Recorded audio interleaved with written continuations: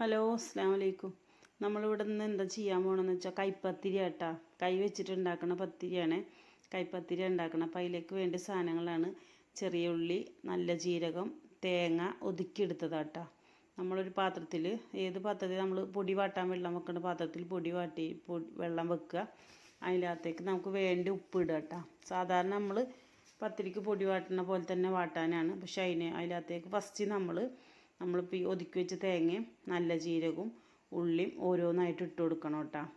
അത് ഓരോന്നായിട്ട് ഇട്ട് കൊടുത്തിട്ട് നന്നായിട്ട് തിളച്ചതിന് ശേഷം നമ്മൾ പൊടി ഇടണം. പൊടി വെച്ചിട്ടുണ്ടെങ്കിൽ നമ്മൾ പത്തിരിക്ക് സാധാരണ പത്തിരിപ്പൊടിയല്ല, അതിൽ കുറച്ചൊരു തരിയുള്ള പൊടിയാണ് ഒന്നും കൂടി നല്ലത്. അതായത് നമ്മൾ പുട്ടിനൊക്കെ എടുക്കില്ലേ, ചെറുതായിട്ടൊരു തരിയുള്ള പൊടി, ആ പൊടിയായിരിക്കട്ടെ ഒന്നും കൂടി നന്നായിട്ട് ഒന്ന് സോഫ്റ്റായി കിട്ടുക. അതാണെങ്കിൽ സാധാരണ പത്തിരിപ്പൊടി ആയാലും കുഴപ്പമൊന്നുമില്ല.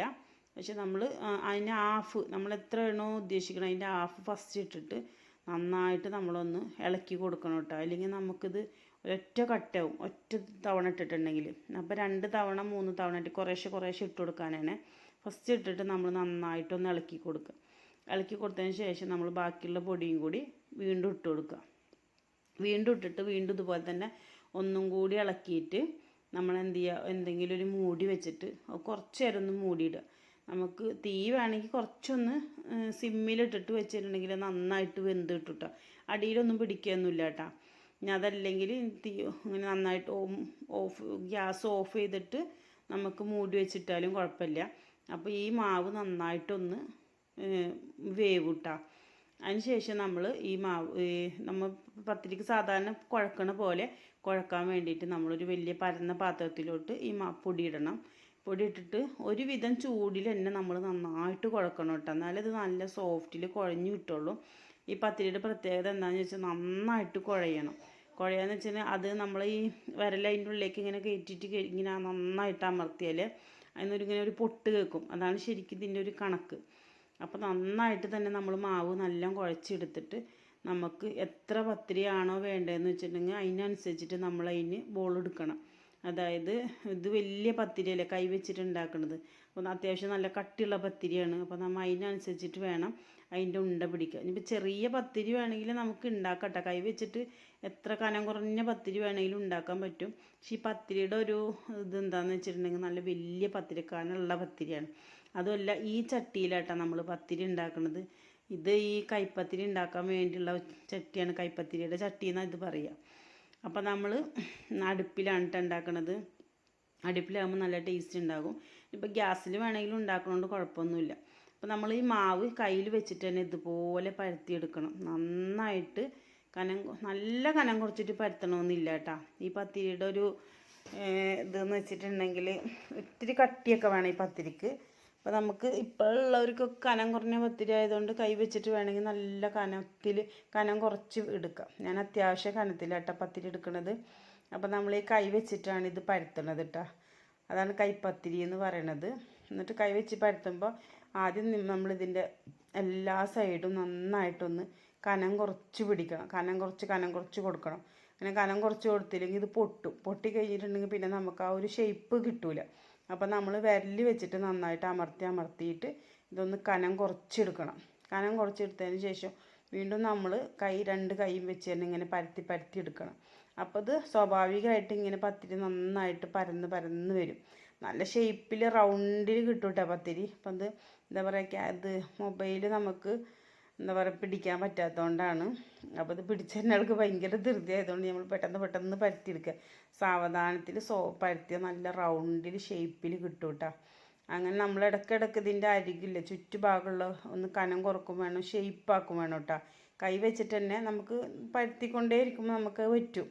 നമ്മൾ അങ്ങനെ 2-3 എണ്ണം പരത്തുമ്പോൾ നമുക്ക് ശരിക്കും നമുക്കത് മനസ്സിലാകും. അങ്ങനെ നമ്മൾ നന്നായിട്ട് പരത്തിയെടുത്തിട്ട് ഇതിപ്പോൾ വലിയൊരു ഷേപ്പില്ലെന്നെങ്കിലും കുഴപ്പമില്ല. അങ്ങനെ ഷേപ്പിൽ നമ്മൾ പരത്തിയെടുത്തിട്ട് ആ ചട്ടിയിലോട്ട് ഇട്ടിട്ടാണ് നമ്മളിത് ചൂടുന്നത് കേട്ടോ. ചട്ടിയിലോട്ട് ഇട്ടിട്ടുണ്ടെങ്കിൽ ഇടയ്ക്കിടയ്ക്കൊന്ന് വെള്ളം തൊട്ടിട്ട് പരത്താടല്ലേ നമ്മൾ കയ്യിലൊട്ടി പിടിക്കും. അങ്ങനെ നമ്മൾ ആ ചട്ടിയിലോട്ട് ഇട്ടിട്ട് ഇത് കരിയെടുത്തിട്ടാ, കരിയാണ്ട് നമ്മൾ നന്നായിട്ട് സൂക്ഷിച്ച് നമ്മൾ ഇട്ടിട്ടുണ്ടെങ്കിൽ കരിയൊന്നുമില്ല, നല്ല വെള്ള കളർ തന്നെ പത്തിരി കിട്ടും.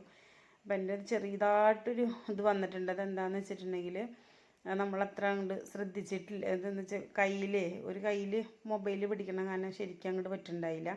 പിന്നെ നമ്മൾ അതിനകത്തേക്ക് ഒരു പാലെടുക്കും, നല്ല കട്ടിക്ക് തന്നെ ഒരു പാലെടുത്ത് വെക്കണം കേട്ടോ. ഞാൻ ഒരു മുറി തേങ്ങയാണ് ആകെ എടുത്തിട്ടുള്ളൂ. അപ്പോൾ ഈ പാല് നമ്മൾ എടുത്തിട്ട് അവിടെ മാറ്റി വെക്കണം. അതിനകത്തേക്ക് ഉള്ളിയും ജീരകമൊക്കെ കൂട്ടണം കേട്ടോ ആ പാലിൽ. എന്നിട്ട് നമ്മൾ ഈ പത്തിരി ചുട്ടതിന് ശേഷം ആ പത്തിരിയിൽ നമ്മൾ ഈ പാല് കുറേശ്ശെ ഒന്നിങ്ങനെ ഒഴിച്ചു കൊടുക്കണം. അപ്പോൾ നമ്മൾ ഈ പത്തിരി നല്ല എന്താ പറയുക, നല്ല സോഫ്റ്റായിട്ട് കിട്ടും. കണ്ടോ, 2 ലെയറായിട്ട് കിട്ടും. നമ്മളിത് ചുട്ട് കഴിയുമ്പോൾ നന്നായിട്ട് ഇങ്ങനെ കോമളച്ച് വരും. 2 ലെയറായിട്ട് കിട്ടും നമ്മളിങ്ങനെ അടത്തി എടുക്കണമെങ്കിൽ. പണ്ട് കാലത്തൊക്കെ നമ്മളൊക്കെ വീട്ടിൽ ദിവസം ഈ പത്തിരി ആയിരിക്കും, 360 ദിവസവും ഈ പത്തിരി തന്നെ ആയിരിക്കും. ബാക്കി വേറെ നാസ്തകളൊന്നും ഉണ്ടാക്കാറില്ല. അപ്പം നമ്മൾ ഒന്നിൻ്റെ മീതെ ഒന്നായിട്ട് അപ്പം നമുക്ക് കഴിക്കാനില്ല. അപ്പം ഞാൻ 4 പത്തിരി ആയിട്ട് ആകണം ഉണ്ടാക്കണം. 4 പേർക്ക് 4 പത്തിരി ആയിട്ട് ഉണ്ടാക്കണം. അപ്പം നമ്മൾ ഒരു പത്തിരി ചുട്ടിട്ടതിന് ശേഷം അമ്മ അതിൻ്റെ മുകളിൽ ഈ കട്ടിയുള്ള പാല് വെറുതെ ഒഴിച്ചു കൊടുക്കുക. വീണ്ടും നമ്മൾ പത്തിരി ചുടുമ്പോൾ വീണ്ടും അതിൻ്റെ മുകളിലേക്ക് തന്നെ ആ പത്തിരി വെച്ചിട്ട് വീണ്ടും അതേപോലെ തന്നെ പാലിങ്ങനെ ഒഴിച്ചു കൊടുക്കണം. അപ്പം നമ്മൾ കഴിക്കാൻ സമയത്തേക്ക് നല്ല പത്തിരി നല്ല സോഫ്റ്റ് ഉണ്ടാവും. ഈ പാലൊക്കെ അത് ഇങ്ങനെ കുടിച്ചിട്ടുണ്ടാവും. അങ്ങനെയാണ് ഈ പത്തിരി അങ്ങനെയാണ് ചുട്ട് വെക്കുന്നത്. അത് കഴിഞ്ഞിട്ട് പിന്നെ നമ്മൾ കഴിക്കുന്ന സമയത്ത് നമുക്ക് വീണ്ടും ഈ പാലൊഴിച്ചിട്ട് നമ്മൾ ഇറച്ചിക്കറിയാ അങ്ങനെ എന്തെങ്കിലും കറി, ബീഫ് റോസ്റ്റ്, ഇപ്പോൾ ഞാൻ അതിൽ ബീഫ് റോസ്റ്റിൻ്റെ ഇടുന്നുണ്ട് കേട്ടോ. ബീഫ് റോസ്റ്റ് അങ്ങനെ എന്ത് വേണമെങ്കിലും നമുക്ക് ഇറച്ചിക്കറിയാ മീൻ കറിയാ ഇപ്പോൾ എന്ത് കടല പയറൊക്കെ വേണമെങ്കിൽ കൂട്ടാൻ പറ്റും കേട്ടോ. അങ്ങനെ ഞാൻ ഈ പത്തിരി ചുടുന്നത്.